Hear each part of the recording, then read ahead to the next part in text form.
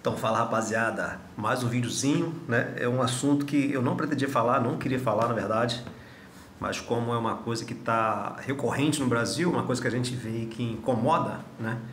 A gente acaba se sentindo a necessidade de se expressar acerca desse sentido, né? Acerca desse assunto do qual você já deve saber pelo título do vídeo aí, né? Eu sei que meu canal aqui não tem muita relevância, vamos dizer assim, né? Não consegue chegar a muita gente, mas mesmo assim esse canal aqui, conforme eu disse já algumas vezes, é um local onde eu pratico alguns assuntos dos quais eu não sou especialista, né? E também às vezes algum momento de desabafo também, né? Mas de qualquer forma, se você concordar com o que eu disse, o que eu vou dizer, né, eu gostaria que você deixasse um like aí, eventualmente compartilhasse o vídeo, entendeu? Nesse sentido. Eu vou ler um textozinho rápido aqui, vou ler e comentar um textozinho que eu fiz, que está no meu outro celular aqui, ó. Consegui comprar um outro celular, né? Falando sobre esse lance aí do bolsonarismo, questão do fascismo, nazifascismo, né? Eu começo o texto bem assim, ó, é um texto pequeno, tá? Nem todo antipetista é bolsonarista, né? Tem gente que é antipetista, mas que não é necessariamente bolsonarista, de repente vota em outro, votou nessas eleições, por exemplo, em outro candidato, né? Mas que odeia Lula e que por odiar Lula não necessariamente ama Bolsonaro, vamos dizer assim, né? Mas aqui, ó, bolsonarista para mim é aquela pessoa que não apenas vota Bolsonaro, mas que também o admira efetivamente e até gosta de declarar isso publicamente, né? Bolsonarista, ele se orgulha de ser bolsonarista, né? E a gente vai ver aqui um pouco porquê disso também, né? E há três tipos básicos de bolsonaristas. Três tipos básicos, né? Pode ter outros subtipos, vamos dizer assim, né? Mas eu posso perceber que há três tipos básicos de bolsonaristas, né? Muitas vezes eu escuto pessoas categorizando os bolsonaristas, né, como uma coisa só, botando todos eles no mesmo saco, vamos dizer assim, né? Mas eu acho que isso é um equívoco, né? Ó, primeiro, tem aqueles bolsonaristas, tem aqueles que realmente acreditam que Bolsonaro foi eleito em 2018 pela vontade de Deus.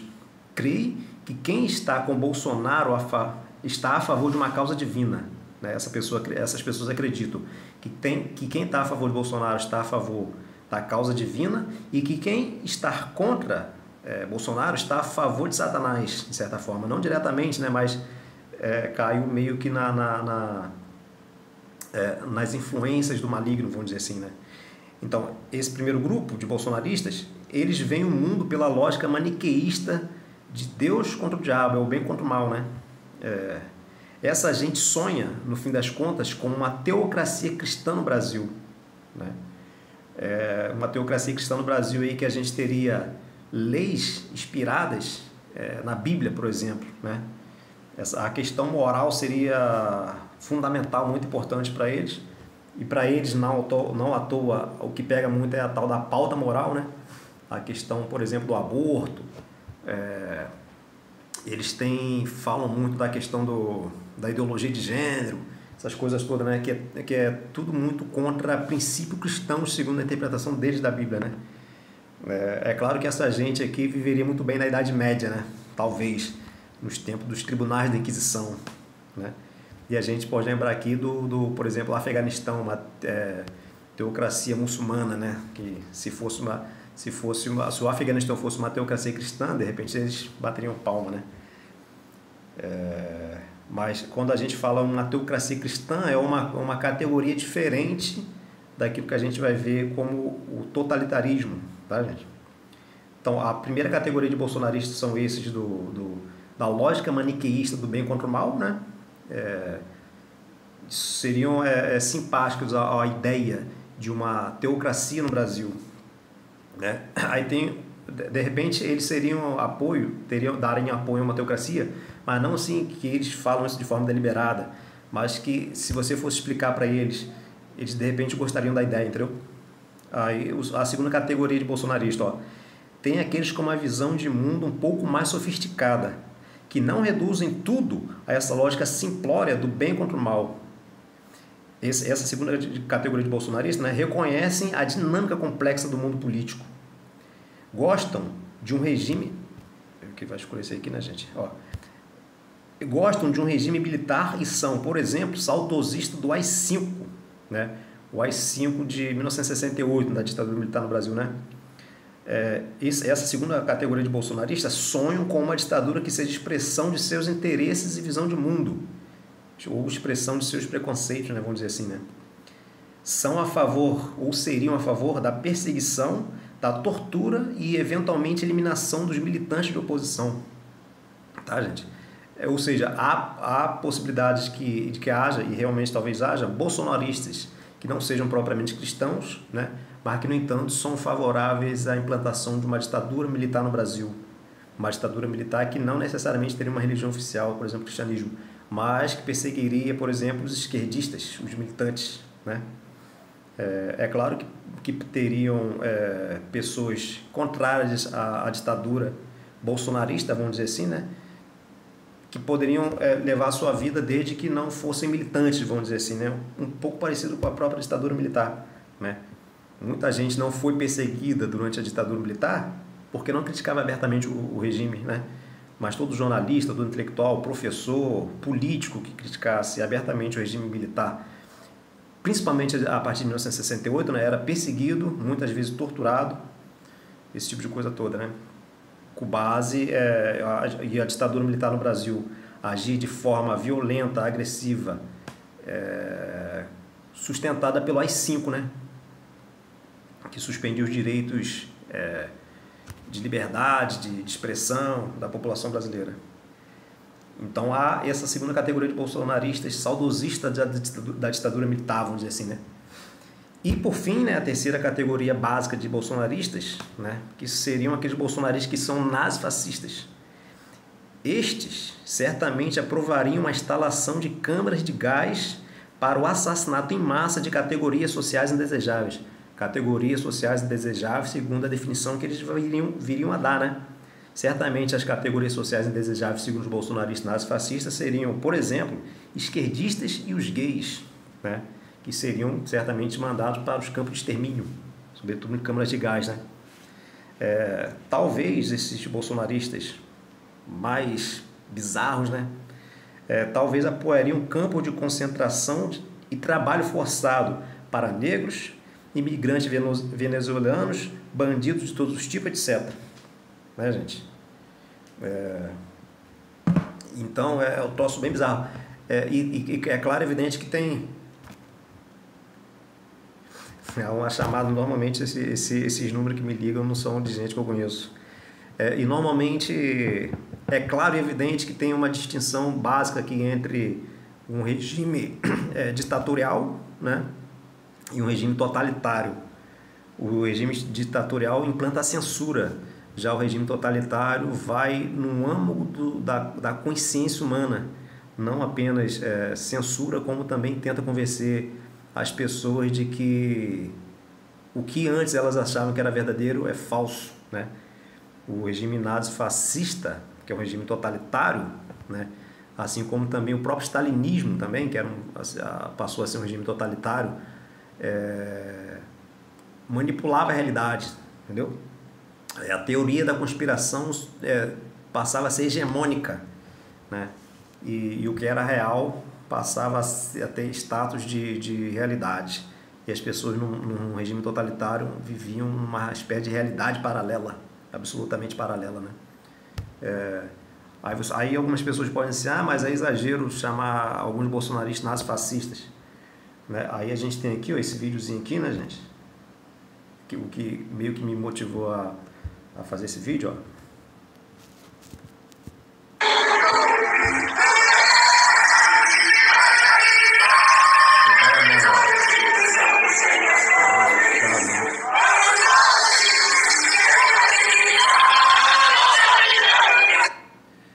Sem se esquecer, claro, evidentemente, que o nazifascismo era extremamente nacionalista, né? O Hitler falava da Alemanha, a grande nação, o amor pela Alemanha era uma coisa comum entre os fascistas alemães e mesmo entre os fascistas italianos de Benito Mussolini, né? Então o nazismo, o forte patriotismo e o nacionalismo é uma coisa comum aos regimes nazifascistas, né? E eu comentei sobre os bolsonaristas nazifascistas. a questão judaica, né? Que os nazistas eram anti-judeus, o holocausto nazista se deu sobretudo sobre os judeus, contra os judeus, né? A eliminação de milhões de judeus, mulheres, idosos, crianças. Mas é um erro pensar que o nazismo alemão visava a eliminação completa da raça judia, tá? Não, o nazismo visava a eliminação de todo tipo de grupo social, ou raça, ou pessoas que não fossem propriamente alemães, segundo a definição do que seria o alemão propriamente dito pela dirigente nazista, né? Então, seria, segundo o regime nazista, seria conveniente eliminar não apenas os judeus, mas também os poloneses, os russos, os eslavos de um modo geral, né? Os ciganos, os comunistas, né? Mesmo comunistas alemães, deficientes físicos, deficientes mentais, enfim, a eliminação, na verdade, os judeus entravam no regime fascista dentro daquela lógica da teoria da conspiração que sustentava o nazismo, né? Que haveria uma conspiração dos judeus para dominar o mundo e que os judeus teriam sido responsáveis pela derrota da Alemanha na Primeira Guerra Mundial, pela crise da Alemanha, tá? Então, os judeus entravam nessa lógica, nessa narrativa nazista, né? que visava buscar o apoio da população alemã, né? Mas é claro que poderia ter sido outro grupo social, e não necessariamente os judeus, tá? Os judeus, porque eles eram muito fortes na Alemanha, tinham uma presença marcante na Alemanha, tá? Então, isso quer dizer o quê? Que no caso de um nazifascismo no Brasil, né, a categoria dos judeus como inimigo nacional poderia ser substituído por uma outra categoria, entendeu? Mas o fundamental aqui é que o nazifascismo ele defende abertamente a eliminação de populações divergentes, vamos dizer assim, né? Seja ela qual for. Inclusive, se o nazismo tivesse dado certo na Alemanha, certo entre aspas, não tivesse vencido a Primeira Guerra Mundial, os planos de Hitler, na verdade, era fazer a Europa ser povoada apenas por alemães, tá? Qualquer outra raça, vamos dizer assim, né, seria eliminada, não apenas dos judeus. E a gente está vendo aqui, ó, o gesto do pessoal aqui no Bolsonaro. E um detalhe, às vezes tem uma galera que levantando a mão fazendo um gesto nazista, às vezes eles não estão nem sabendo o que eles estão fazendo, tá? Mas como o geral está fazendo, isso gera uma energia, um sentimento de união, de patriotismo, e parece ser certo, né? Uma expressão de um nacionalismo brasileiro positivo, vamos dizer assim, né? Aí essas pessoas acabam levantando a mão e fazendo o gesto nazista, mas de repente eles nem sabem o que estão fazendo, tá? Isso é típico de uma manifestação de massa, né? Em que as pessoas são tomadas por uma emotividade, uma energia coletiva, entendeu? Que domina as pessoas e fazem elas agir massificamente, entendeu? Como se fosse animais de rebanho, vamos dizer assim, né? É claro que os líderes nazifascistas manipulavam a emotividade das massas, né? Eles manipulavam aquilo de forma racional, mas o pessoal, eles eram mais controlados pela questão da emoção, né? Sentimento de amor e ódio.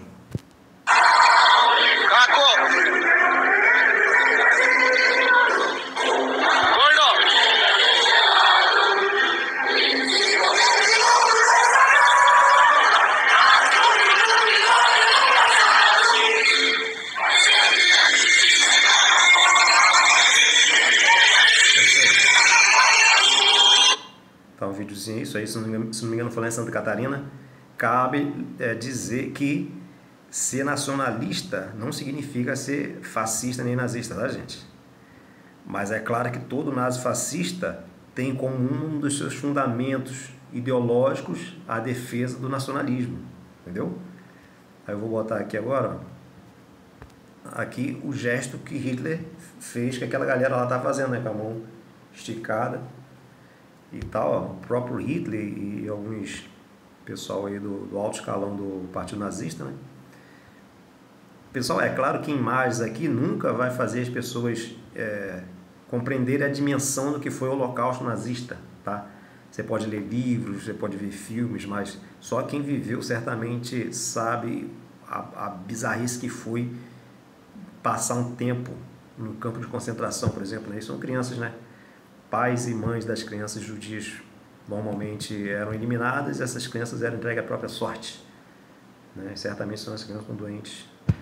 Aí uma cena de um campo de concentração, né?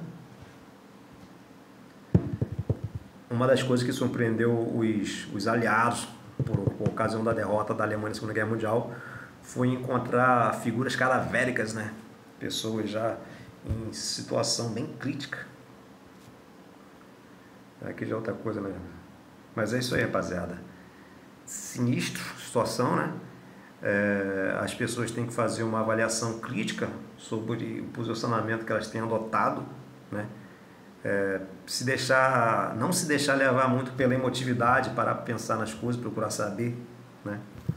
E é isso aí, é um troço bem embaçado. Eu ia falar mais uma coisa, eu esqueci, mas de qualquer forma, pessoal, deixa o like aí, comenta, compartilha se for possível, tamo junto, é nóis.